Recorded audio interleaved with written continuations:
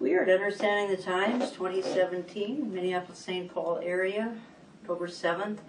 And I have the privilege of having at my side two of my speakers. And I just came up with a lot of issues I want to discuss with them, fire some questions at them. I think some of these will be questions that are on your mind as well as mine. And so I'm just going to start talking, and you guys just, chime in as the Lord leads you. And I'm just starting with you, Amir, because you and I have talked not only privately, but you've addressed our conference on the situation in Europe, and you're going to do that again here. But honestly, there are believers in Europe. There are small pockets. How do they cope with what you have described to me? Because you were in, we recorded with you in Berlin, and you talked about empty faces and all that. How do the believers cope with this? Well, it's hard. I mean, they really hang on to anything that comes from outside of Europe to keep them going, because Europe is literally spiritually dead. Yeah. I think I said on the radio, if the rapture would take place in Europe now, most people wouldn't even know that it happened. I mean, it's that bad.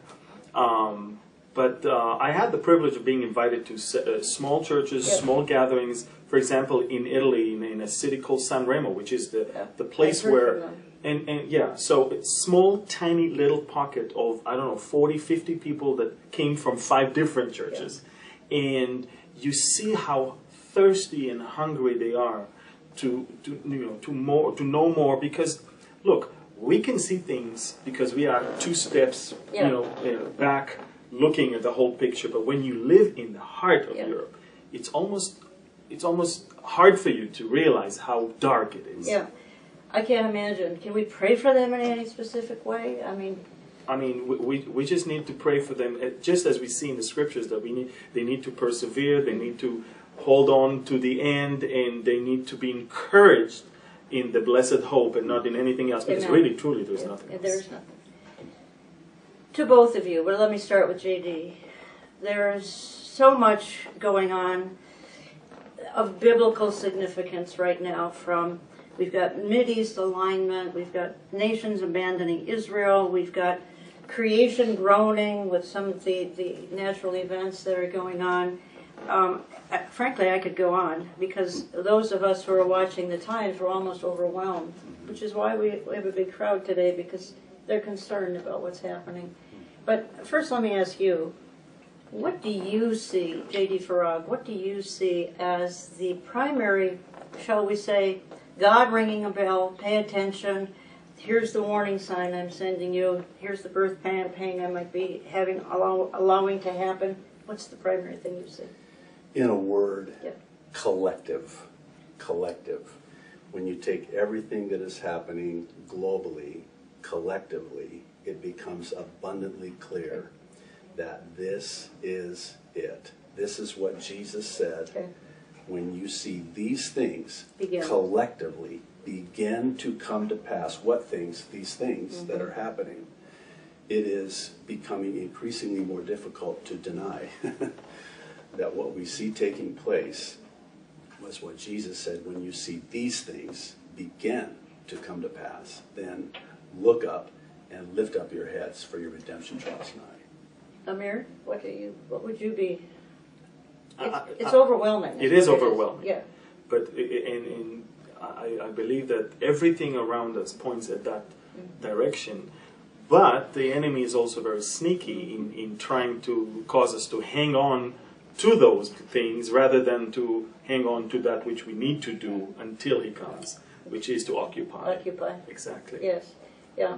Well, I'm all about encouraging believers and encouraging them to occupy and encouraging them to not get too burdened with what's happening. But, all these things that are shaking the earth up, it affects everyone, their families, their loved ones, their friends, their employment. It affects everything they do. It's hard for us not to get down unless we're looking up, And that's the privilege we have. That's where Colossians 3 kicks in. Seek the things which are above. In Hebrews 12, we need to run the race looking at Jesus, the author and the finisher of our faith. We can't look at the things around us and find encouragement in those. I mean, there's really darkness and apostasy, and it's terrible. But we have a great hope. But there's also something else. Please let me have your feedback on it. And that is, there's an attitude of kind of ho-hum, business as usual, sort of a so what. And I don't know how to break through that. But that's prophesied too. That's kind of days of Noah. Correct. Type things. And I see a lot of that. Yeah. As a matter of fact, I think most in the church are there. You're a pastor.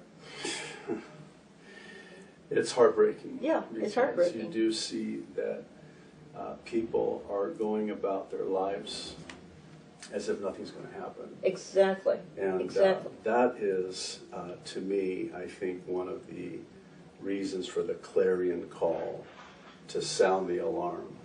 Because it's an interesting contrast. You have on one side of the table this constituency of Christians, for lack of a better way of saying it, that are going about their lives as if nothing's going to happen. Then on the other side, you have Christians that are starting to wake up, thankfully. Thankfully. Yeah. Well, we can also blame a lot of lunatics on the side of Bible prophecy. Yes, indeed. That causes many people to not even want to associate themselves. Exactly. Yeah, it's heartbreaking. And we've had a little season of that again, and but we've had them way back, I think 1988, we had Mr. Edgar Weisenhunt, and then he changed it. Well, it was 1980. I mean, they keep juggling the dates and everything, and that makes it even more embarrassing. Imagine what the unbelieving world thinks of us when they see these kinds of things. I think that's a tragedy as well. To both of you, and Pastor J.D. is going to be speaking on the rapture here at this event. Pre-trib is under attack, simple as it can be.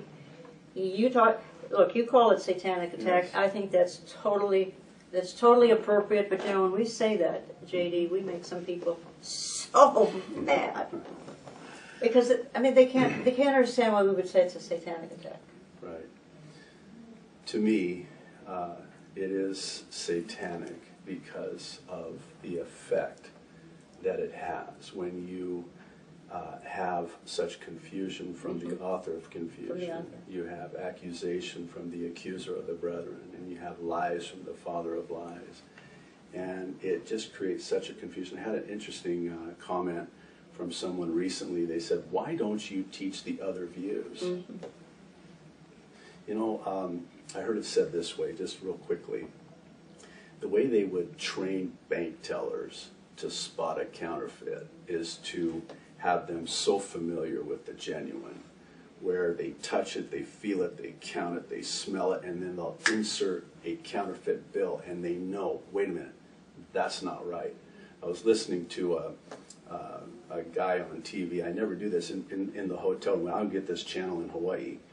And I was watching this guy, and within 5 seconds I thought, oh my goodness, is this what people are watching? This isn't the gospel. It's like the Apostle Paul says. It's a different gospel, which is no gospel at all.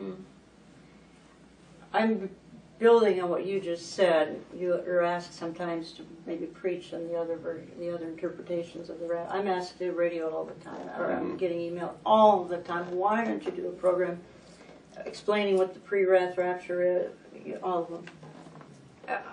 I don't want to confuse people with nonsense. I hate to be so blunt. Is that okay if I be that blunt? Yes, it is, Jim. I always ask people, how do you want to get to heaven? Rare, medium, medium well, or well done? There you go. And that's basically, what do you want me to teach? Yeah. That you're going to be half dead, or you're going to be headless when you get there? Exactly. So, I mean, knowing that we're not destined to the wrath of God, and that He will pull us or take us out of, not through, the hour of trial. I just don't see how we can teach anything else. Of course. And also, Pastor J.D. will teach about the imminence of the rapture. But once you start the tribulation, imminence is gone to the garbage. I mean, there you go. I mean, we can tell you exactly. If it's mid-trib, you know exactly when it is. If it's post-trib, you know exactly. Right. So even from that perspective, it makes sense that you would not go and go about the other options, in a sense. There's nowhere in the Bible there is even hints that we should be anticipating the Antichrist as believers. There's not a reference you can even stretch. I think that the confusion is Israel and the church. Yeah, it is. And that's where it all, I mean, people misinterpret Matthew 24 and Luke 21 and Mark 13, thinking that some of that which is describing Israel is the church. And you need to be very, why would he talk about not to run on the Sabbath day and all of that when it's not about Jewish people to begin with, and Israel to begin with? And to me, the lack of very solid teaching of the word causes confusion that leads people to take all the other options. And just so you know, it's funny, it's the 21st century. More people can read and write nowadays than any other period in the history, yet biblical illiteracy is almost higher than ever. And it's funny, I mean, they didn't have it 2,000 years ago. They hardly knew how to read, yet Paul could quote you verses like that. He never had a Bible. I mean, that's right. And he could give you everything because they were in the Word and on the spot. I mean, nowadays everyone has 5, 6 Bibles in his house, yet they're not in the Word. And we're not in the Word, and study. That brings so much confusion. And I want to ask you in just a minute here a little bit about America and prophecy, and some related questions to that. But Pastor J.D., I find that an awful lot of people, Christians, are not eternity-minded. They're pleasure-minded. They're, what can I get out of life right now? And I think I can't imagine living that way because everything's in such turmoil. And without being eternity-focused, I personally couldn't make it. How do you as a pastor deal with that? I'm going to take it a step further. Please. And as candidly as I can say that, and I've shared this in the past, but I would literally, this is not hyperbole, if it were not for the blessed hope of the soon return of Jesus Christ and the rapture, and again, please know, and God knows my heart, I would go literally insane. I would lose my mind. I wouldn't live. I wouldn't be able to handle what my eyes see. The evil and the darkness is such that, and the likes of which we've never seen in human history. And the Lord knows that.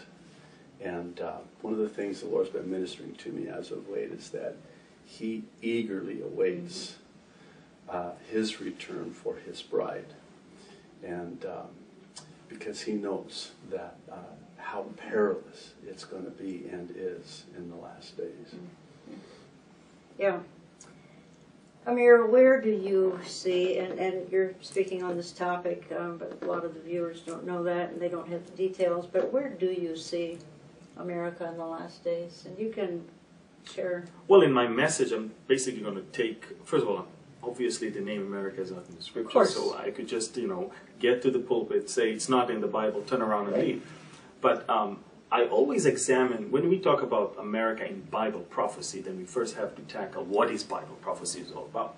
And if it's about, Messiah, and it's about Israel, then where is America in relation to that? So that's how we need to tackle this issue. And I believe that we see, like in many other cases in the past, a world power that starts great with the people of Israel and ends up falling in the deception of the enemy, and Israel stands on its way to achieve something greater or bigger in their mind.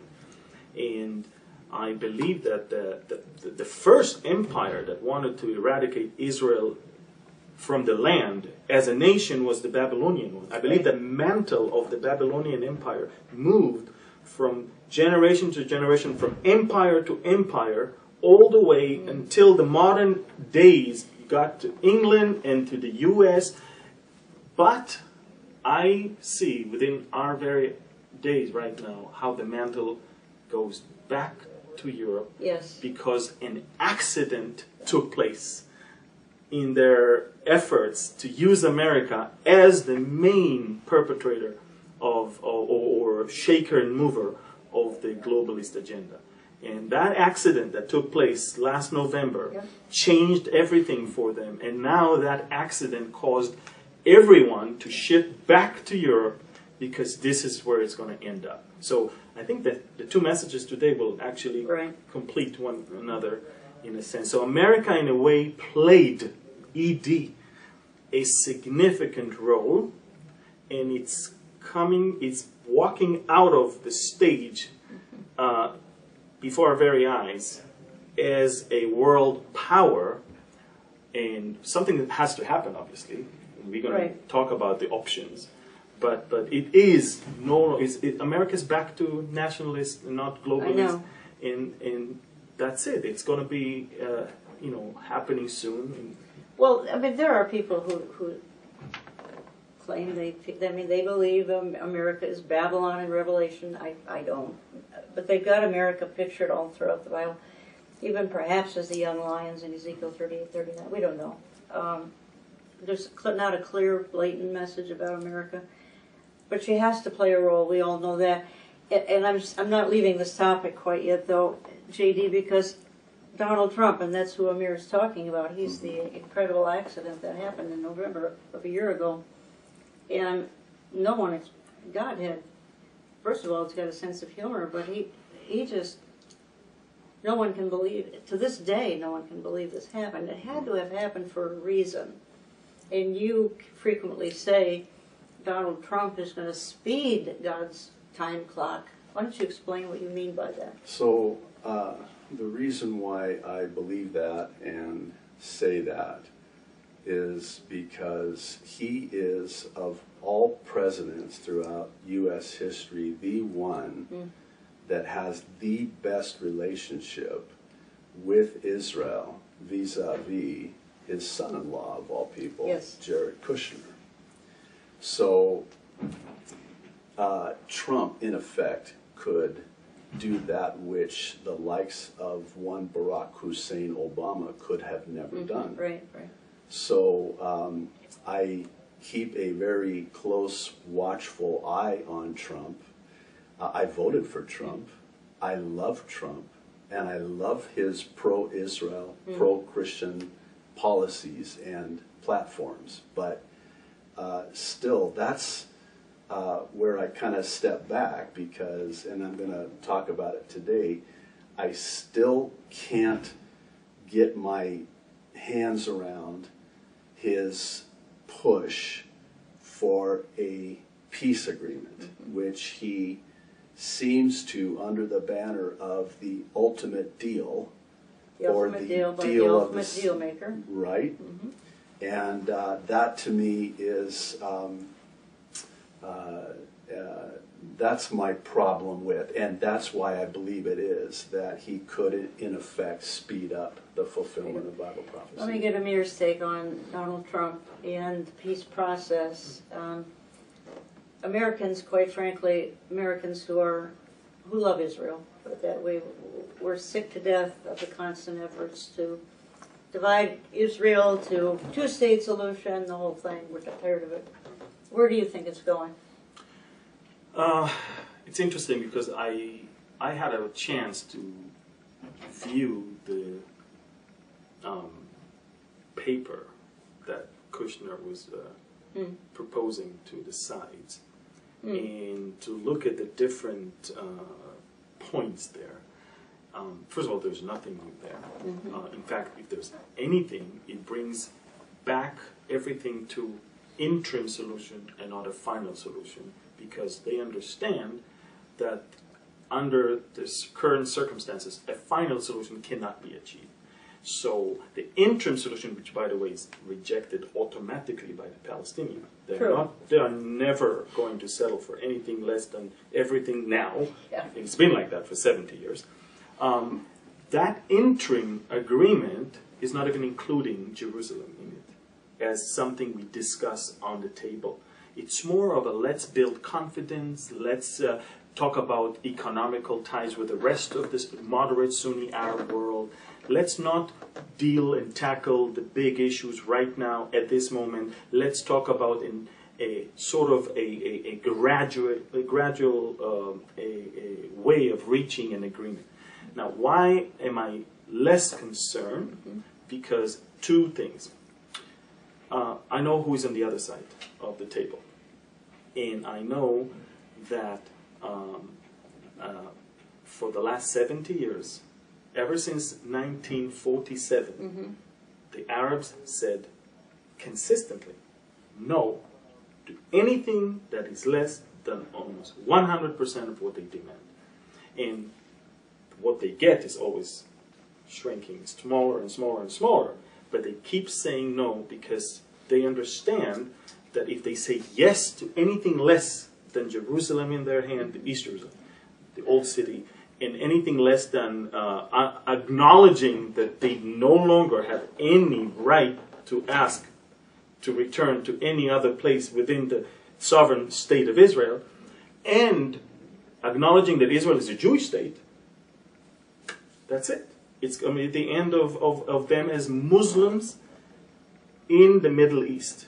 So something has, in my eyes, to happen to cause Islam to be watered down in such a way that it, like a reformation in Islam, that will get them to accept such a thing, because as long as Islam is what it is now, what do you think that is? I believe it's the war. Gog Magog? Correct. Gog Magog? It's plausible, but here's the key word again, and if I can just narrow it down, that word is destruction, and suddenly. And what I'm going to talk about today, presupposing that Amir doesn't, because he goes before me. No, I'm not even dealing. Don't worry. Okay. Ezekiel. I need to listen to what you're going to talk about before. No, you don't worry. So, I'm of the belief, and I'm becoming increasingly more convinced that the sudden destruction of 1 Thessalonians 5:3 is simultaneously with the sudden disappearance in the rapture.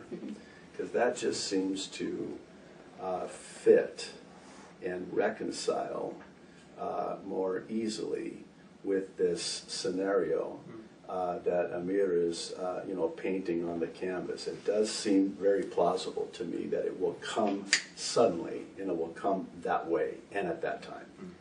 I don't think we can fathom in spite of Left Behind movies and all the world after the rapture. I'm not sure I want to try to visualize the world after the rapture. And I'm talking 10 minutes after the rapture.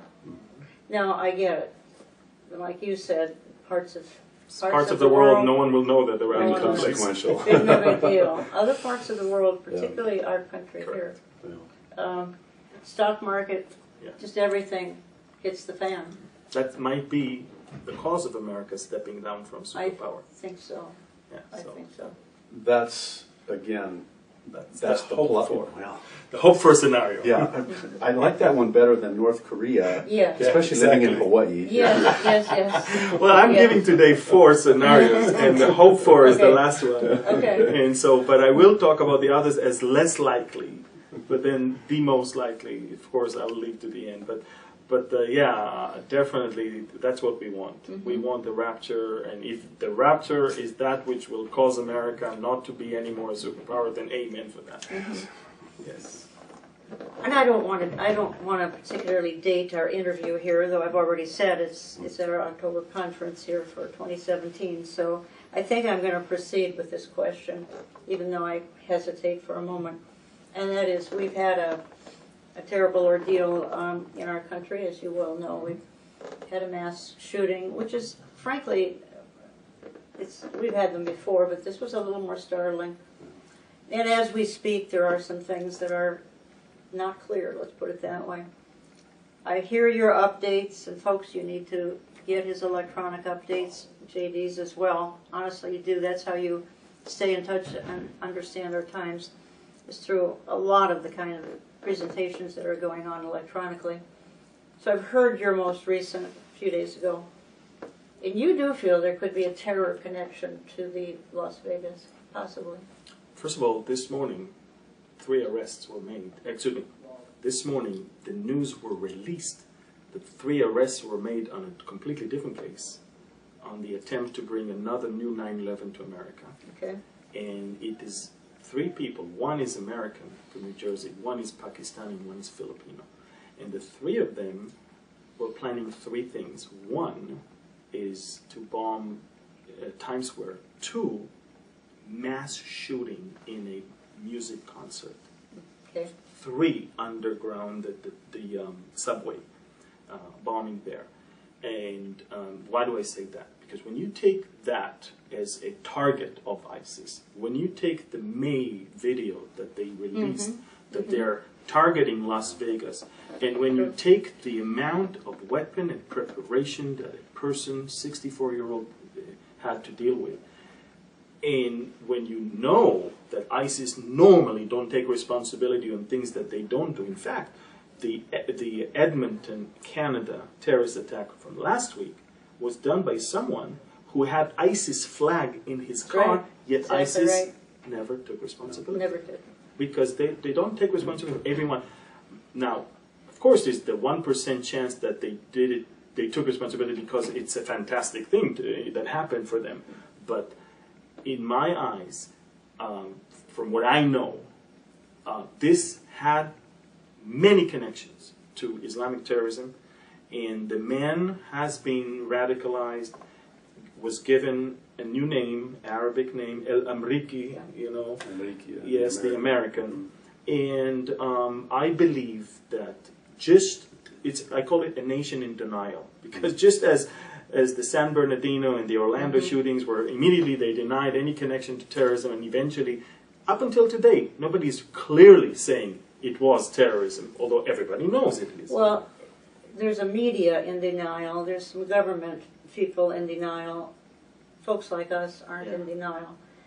But folks are relying on the watchmen to sound these kinds of warnings. JD, would you agree with some of the things? Yes, in fact, it was interesting because I was exchanging text messages with an online member in New York. He heads the anti-terrorism unit there in New York for the NYPD bomb squad, and he made an interesting comment. He said, the Islamic State, and I refuse, you'll forgive me, to refer to the acronym because it is a slap in the face of Israel, and especially to use the Levant part of that acronym. Right. So no, I'm going to call them the Islamic State, okay? So the Islamic State would not, this was his insight and perspective, very interesting, and it makes sense. They would not take credit for something they didn't do, because if it were ever found out, they would lose legitimacy. Okay. They can't afford to lose legitimacy because the caliphate is at stake. Yes. And you know that when they released their responsibility immediately online in the Arab world, people started asking them, give us some proof he was a soldier of the caliphate, because they were, even the Arabs were given to the media in America that it has nothing to do with, and that's when they released a second claim of responsibility, detailing that the man has been radicalized for the last few months. This is a planned attack. Well, we know it's planned. Now we know. Yeah. And claiming and that's when they gave him his Islamic martyr's name, and which they only reserve to specific people who do something of that magnitude.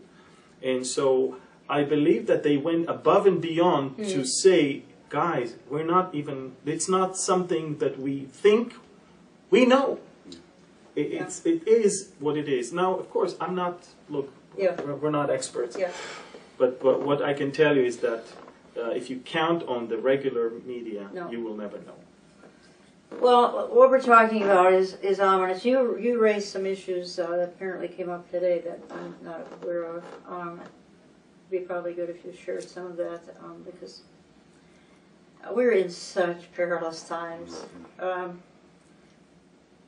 It's hard not to be fearful just because of all that's playing out, and we're spared from God's wrath. We're not spared from man's wrath. Man's wrath is just getting out of control. Having said that, JD, wrap this up with something, an encouragement for us, because I don't want to just talk about the darkness, which is overwhelming, but The light shines brightest in the dark. Yes.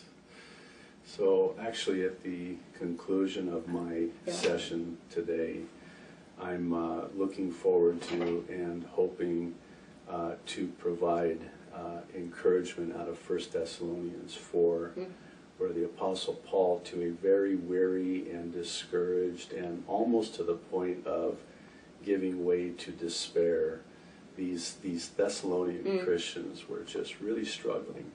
And the heart of the Apostle Paul comes out when he just says, hey, you guys, I mean, this is a very loose paraphrase, and I'll be very brief, but he just basically says to them, I know you guys are grieving. We don't grieve as those without hope. We know the rapture is coming. And the Apostle Paul just says, here's what's going to happen. The dead in Christ are going to rise first. And we who are alive and remain. And this goes back to my statement that were it not for that, I would be out of my mind. I would lose my mind. And I would lose all hope. But knowing that that trumpet can sound at any time, here's how I say it and here's how I see it. When you have that to look forward to, it makes whatever you're going through that much easier to get through. And by the way, whenever we celebrate the communion table, this is what I believe the Savior had in mind when he said, as often as you do this in remembrance of me. What I see that as is the Lord saying, I want you to remember that that trumpet's going to sound, and this is going to find its ultimate fulfillment in my kingdom, and I eagerly await that.